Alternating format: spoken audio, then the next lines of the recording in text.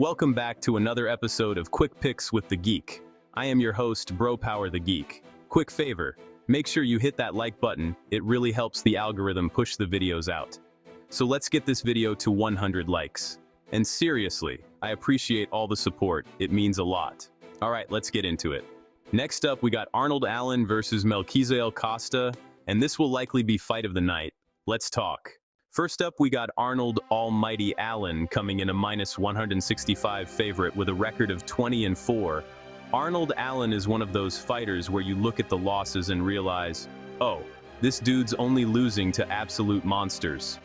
Max Holloway, Movsar Evloev, Gene Silva, there's no shame there. The guy has been hovering around elite featherweight territory for years, and skill for skill, he's still one of the cleanest fighters in the division. The movement is probably his biggest strength. Allen's footwork is slick. He's constantly pivoting, circling, resetting angles, and making opponents miss by inches. The striking is super technical too.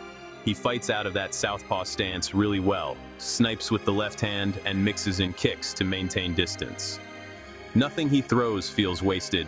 Everything is calculated. He's not one of these guys throwing spinning tornado nonsense just because the crowd got loud.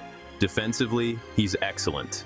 60% striking defense at featherweight is ridiculous, especially considering the level of competition he's fought.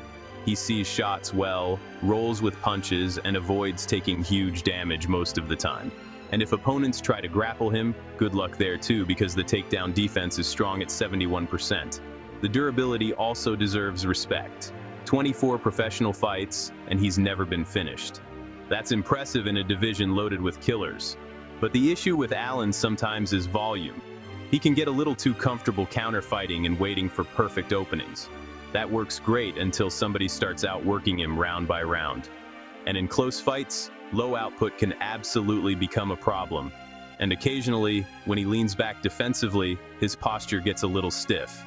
Against dynamic kickers, that can get dangerous fast. Now on the other side, we got Melquizael, the Dalmatian Costa, coming in a +140 dog with a record of 26-7. First off, the Dalmatian is an all-time risky nickname because if you lose, people are absolutely making 101 Dalmatians jokes on Twitter for free. But this dude is legit dangerous. Costa is on a 6-fight win streak and honestly looks like one of the hottest featherweights in the division right now. The confidence is high, the striking is flowing, and the finishing ability is nasty. The shoot box influence is obvious immediately. Aggressive kicks, spinning attacks, knees, pressure. The man fights like every exchange should end with somebody unconscious. The head kick knockout over Morgan Charrier was ridiculous. What makes Costa really dangerous is how layered the offense is. He's not just a striker, he can grapple too. 9 knockouts and 8 submissions means you can't focus on defending only one thing. If you shell up against the striking, he'll mix in takedowns or jump on submissions during transitions. The pace is another huge weapon. Costa throws over 4 significant strikes per minute and constantly pressures opponents with activity. But there are flaws here too. The takedown defense is definitely exploitable at 58%.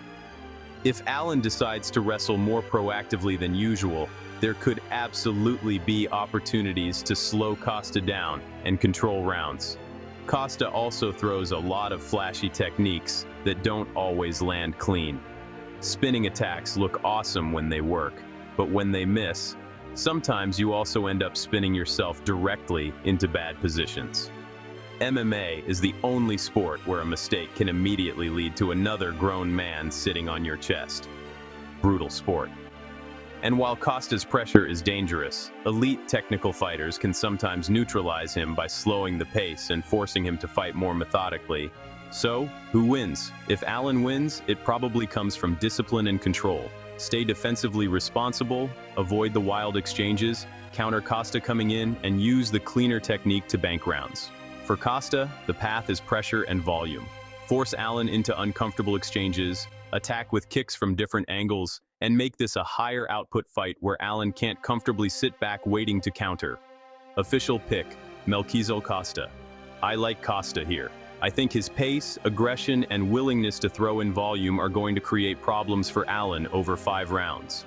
Allen is the cleaner technician, but Costa's momentum, offensive variety, and constant pressure feel like the difference in a competitive fight. If you enjoyed this, go ahead and smash that like button.